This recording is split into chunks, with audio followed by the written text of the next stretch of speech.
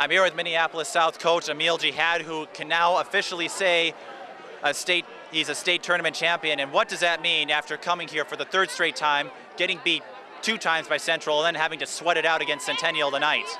Well, the first time, obviously, they had a really tough, strong team that was like none other, and you won't see another high school team like that. The second time, it felt like there was a lot of distractions going on, not to make excuses or take anything away from Coach Taylor and Central, but, you know, when you're getting death threats on your life, it's kind of hard to get out here and produce. But I think tonight you saw a kid without any death threats that came out and played basketball and put up a state record.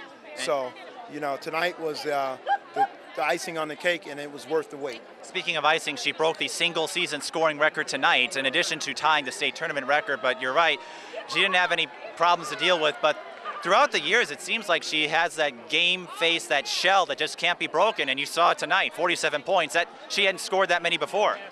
Well, Taylor's the truth. You know, if there's any more doubters, I'd like to debate them. You know, she's flat out the best basketball player, female basketball player that's come out of the state of Minnesota, bar none. And, you know, a lot of people will argue Janet Carvenden or Lindsay Whalen or whoever else, but this kid is going to be special, and when she goes to the next level, it's going to be more of the same thing. Well, no other player can claim they've scored more points than Taylor Hill, so that certainly helps in that debate. Tell me what was going through your mind when Taisha Smith suffered that knee injury and had to sit out the rest of the game, because that was a bit of a nervous moment with the contribution she makes for the Tigers.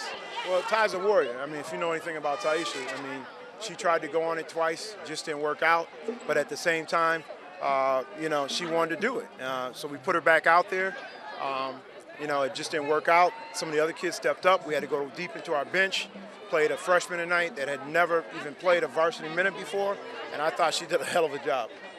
And where do you go from here? Obviously, you won't have Taylor Hill, and so you're, now the rest of your team is going to have to figure themselves out once again. But having 3 years of experience, I mean, you may as well camp out here at Target Center the way you've been doing.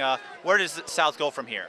Well, you know, back to the cupboard, back to the drawing board. We got to go back and refocus and kind of, you know, check in with some of the younger kids, make sure that they're working on their game and doing what they need to do over the summer, making sure they're shooting the ball, playing some AAU, and keep working with those younger kids to develop those younger talents so that they're ready to come back here next year.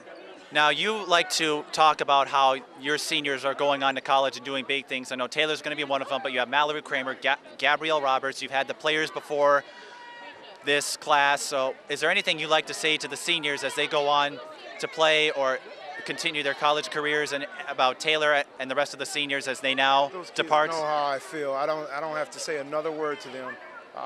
You know, we'll go back and talk as a group real quick, but I mean, they absolutely know. I pour it out to them all the time.